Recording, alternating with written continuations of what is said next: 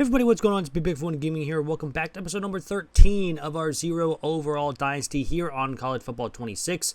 We have another 4 games here, and this time we start CUSA play, and we get 0-5 Liberty to start. They've kind of fallen off in the last couple years, wise at least, but this will be the final year that we are going to be in the CUSA, and let's go ahead and jump on into the game. Here on second down and 10, Rochelle will find a hole and will get in the end zone on a 42-yard touchdown run. And let me tell you, this will not be the only time we hear of him because he goes off in this game. Second down and 3. After a stop by our defense, he gets a second of the quarter, and it's 14-0 here in the first quarter as well. So a pretty solid start. Heading into the second quarter, it's after they get a field goal. It's 3rd and goal from the 1. Guess who? It's number 3 on the night. He has 170 rushing yards on 18 attempts. He'll have a lot more in the rest of the game as well. But Liberty doesn't go down without a fight, though. We missed the sack, even though that probably would have ended the drive and would have been 21-3 with us getting the ball back. But they do score a big touchdown to make it 21-10 on only their 5th pass of the night. It wasn't very much going for Liberty here in this one. And on 1st and goal, we run a little RPO. We actually find an open man over the middle of the field. And it's a touchdown, our first passing touchdown of the game. And it's 28-10. So we answer one of their own. But we do miss the extra point. So instead of 28, it is 27. But it is what it is. Heading into the third quarter, jumping ahead after halftime, it's 27-13. They would kick another field goal before the end of the half. But they go play action pass. They throw right over the middle of the field, and we just could not undercut it. And just like that, Liberty is back within 7 here in this one with a big, another big touchdown catch. But our next drive, it is 2nd down and 5 from the 11-yard line. We throw over the middle of the field to Moon. He's open. He's back in the end zone, and we retake a 2-score lead. But, of course, we are going to try for 2 to make this a 15-point game. I don't know why we did, but hey, it is what it is. And we do throw the middle to Rochelle. He's got the catch, and it's 35-20 here in the third quarter. After another stop by our defense, it's 3rd and goal from the 4. We throw it over the middle. It's Hyman. He's got the catch and the touchdown.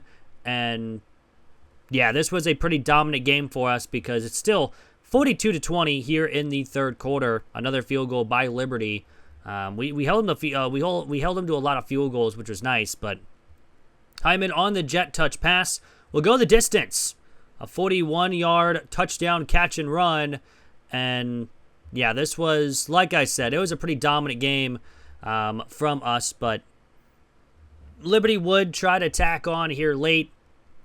Here in the fourth quarter, they run with their quarterback left side, and we just missed the tackle, and he finds the end zone for a touchdown to make it 49-27 here in the fourth quarter with about just under 6 to go. We would add a touchdown late to make it 56-27, but after that it was 22 points in the second quarter, 14 in the first, 13 in the second, and that is why we came away with a victory here over Liberty on the road and winning our first game in the CUSA this season. So a pretty solid season, or a pretty solid game from us, dominating every single category. Sam, 19 of 22, 288 with 4 touchdowns. Rochelle, 28 for 237 with 3 touchdowns as well, had 8.4 yards per carry. Blumberg even had a touchdown as well. Hyman, 7 catches, 108 with 3 touchdowns. Moon had 6 catches, 84 with a touchdown as well, so pretty good games from them. Defensive-wise, one guy with 10-plus tackles. We had a bunch of sacks in this one. That is 8 in total. And, yeah, we had a pretty good game overall-wise. Kicking-wise, we did miss 1 extra point. But other than that, we did not have any interceptions. We did force 3 fumbles, but did not recover any of them. So that was a little unfortunate. But we live and we learn. But let's head into Game 2 of the episode, where we are ranked number 24 in the nation. We get FIU, who is 4-2 on this season. They're already 1-0 inside the CUSA, and we're actually the better team on paper here in this one. So hopefully we can take advantage of it. But again, 2nd down and 2 from the 5-yard line. Rochelle continues right where he left off, and it's another touchdown already for the running back, and it'll be 7-0 here in the first quarter. On 3rd down and 16, though, FIU is going to throw it right over the middle of the field. We do not make a good play on the receiver. He just bounces off the tackle, and we'll run all the way to the end zone for a touchdown. So another big play allowed by our defense, and just like that, we are in a tie game already here in the first quarter. But with 2:30 to go here in the first quarter, Rochelle again, his second of the game already, and it's as well second in the first quarter, and he would have another one to add on to the tally.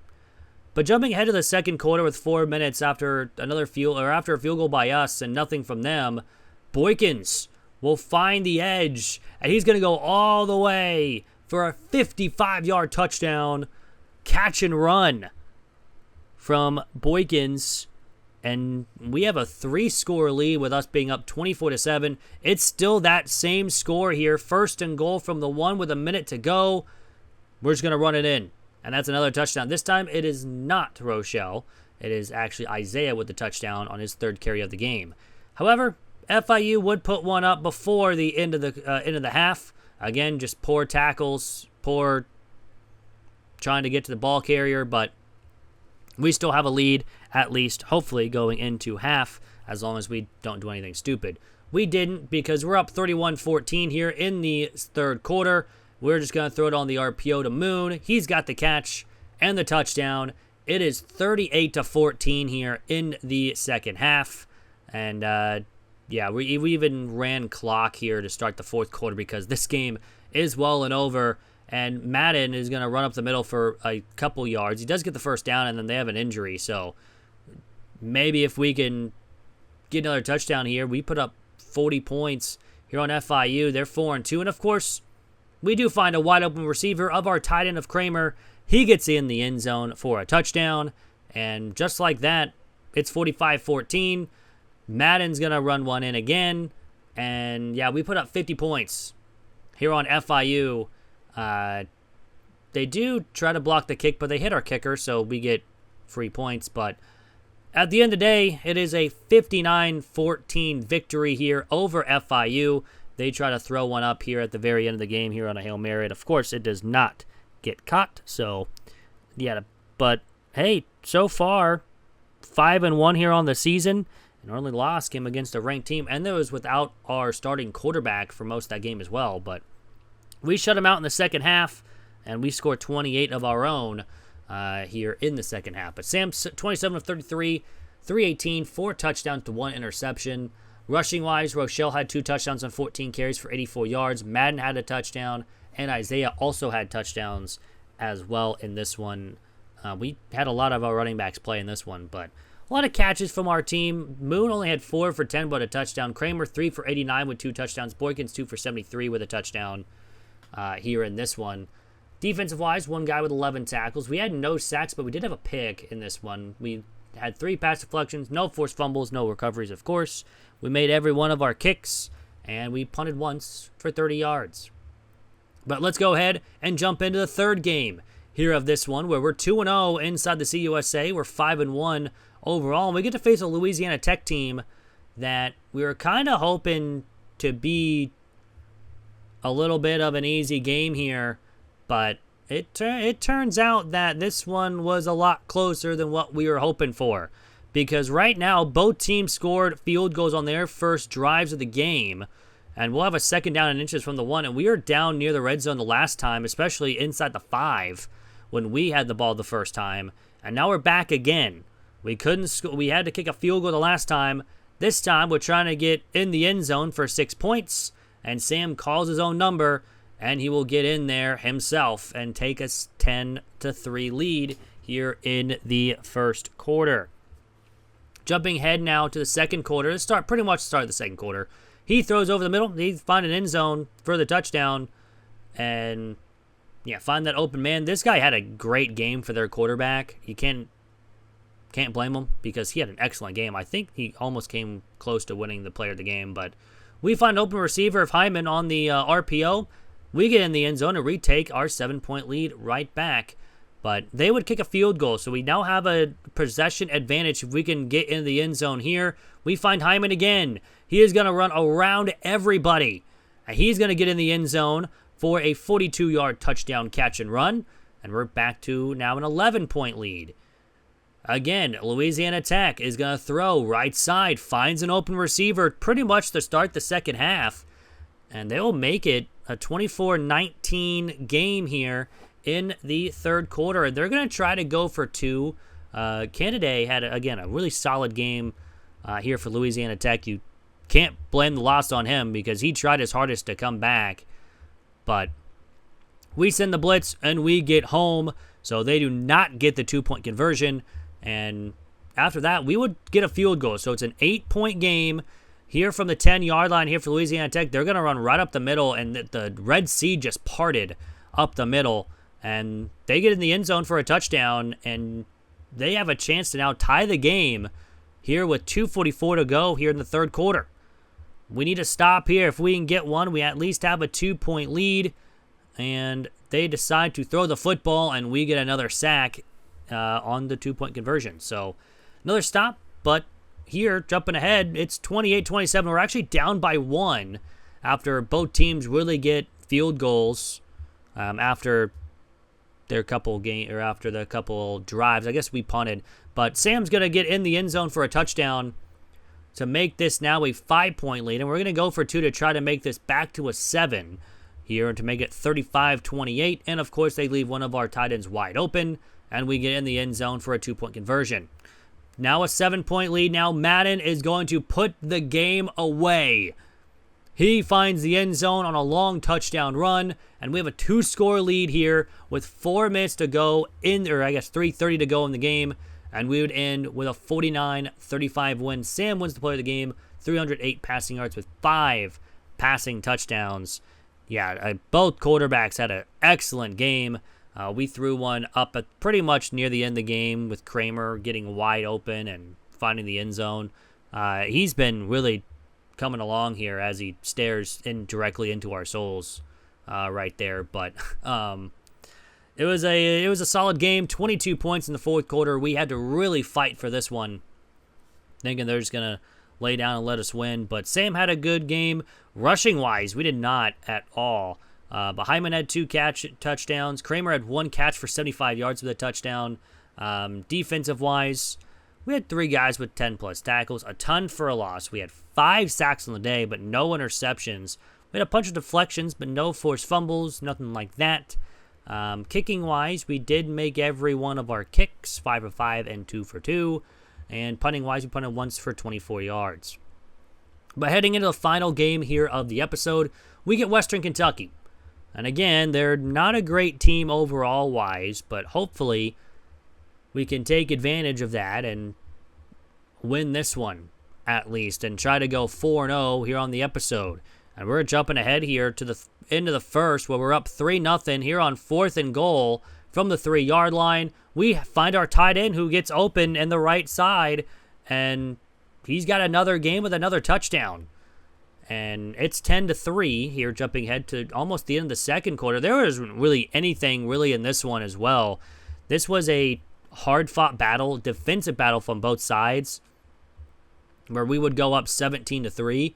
And right now it's 17-10 here in the third quarter.